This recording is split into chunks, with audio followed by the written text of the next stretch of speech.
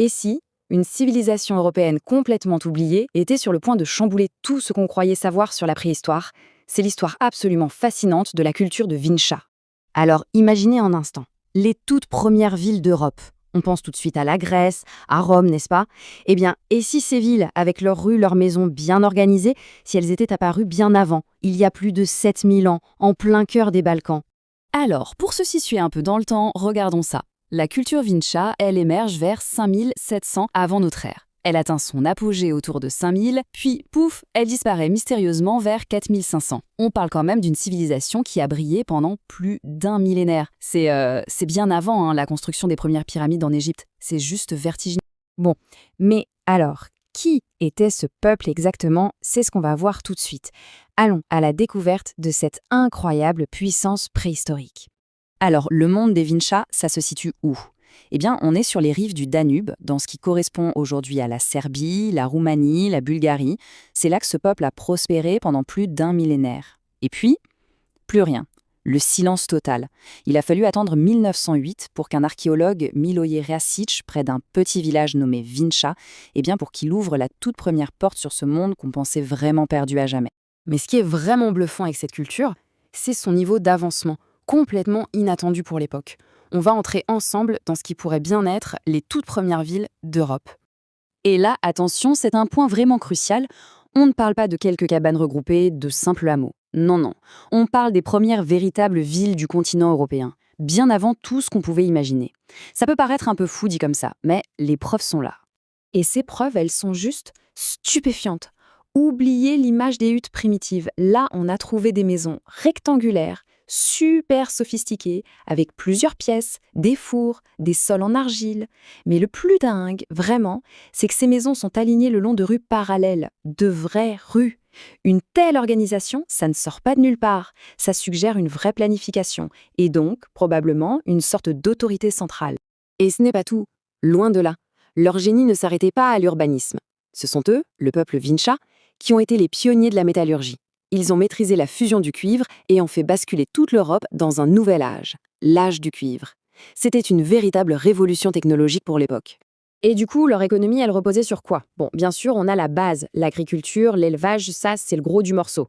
Mais à côté, on voit bien que la métallurgie du cuivre et la poterie de très haute qualité occupaient une place importante. Ça, c'est typiquement la marque d'une société déjà très complexe, avec des artisans spécialisés, des experts dans leur domaine. Mais il y a un autre mystère, peut-être le plus grand de tous. Un secret qui fascine les chercheurs du monde entier. Un code secret qui pourrait, littéralement, réécrire toute l'histoire de l'écriture. Rien que ça. Et voilà la question à $1 million. Est-ce que les symboles de Vinča sont, oui ou non, le plus ancien système d'écriture de l'histoire de l'humanité? C'est une idée vertigineuse. Si c'était vrai, ça changerait absolument tout ce qu'on pense savoir sur nos débuts. Forcément, dans le monde scientifique, c'est le grand débat. D'un côté du ring, on a ceux qui sont persuadés qu'il s'agit d'une proto-écriture. Ils mettent en avant des symboles complexes, abstraits, qui précéderaient l'écriture sumérienne de plusieurs siècles. Et de l'autre côté, on a les plus prudents qui disent « Attendez, on n'a déchiffré aucun schéma linguistique. » Pour eux, ça pourrait être de simples marques pour identifier des propriétaires ou des symboles religieux. Le mystère reste complexe. Et la pièce à conviction numéro 1 dans cette affaire, ce sont les tablettes de Tartaria. Imaginez 3 petites tablettes d'argile découvertes en Roumanie et gravées avec ces symboles énigmatiques. Aujourd'hui, elles sont vraiment au cœur de la controverse. C'est la preuve matérielle la plus forte pour ceux qui défendent l'idée d'une vieille écriture européenne. D'accord, mais alors, comment est-ce que tout ça a pu finir? Comment une civilisation aussi avancée a-t-elle pu tout simplement s'évanouir? C'est peut-être la plus grande énigme des Vinča. Vers 4500 avant notre ère, tout s'arrête. C'est brutal. Après plus de 1000 ans de développement, de sophistication, la culture Vinča s'effondre. C'est comme si une lumière brillante s'était éteinte d'un coup. Alors que s'est-il passé? On n'a pas de certitude absolue, mais il y a 3 théories principales sur la table. Première piste, une invasion. Des tribus guerrières venues des steppes de l'Est. Deuxième piste, un effondrement écologique. Peut-être qu'ils ont épuisé les sols ou qu'un changement climatique a provoqué des famines. Et enfin, troisième piste, des conflits internes.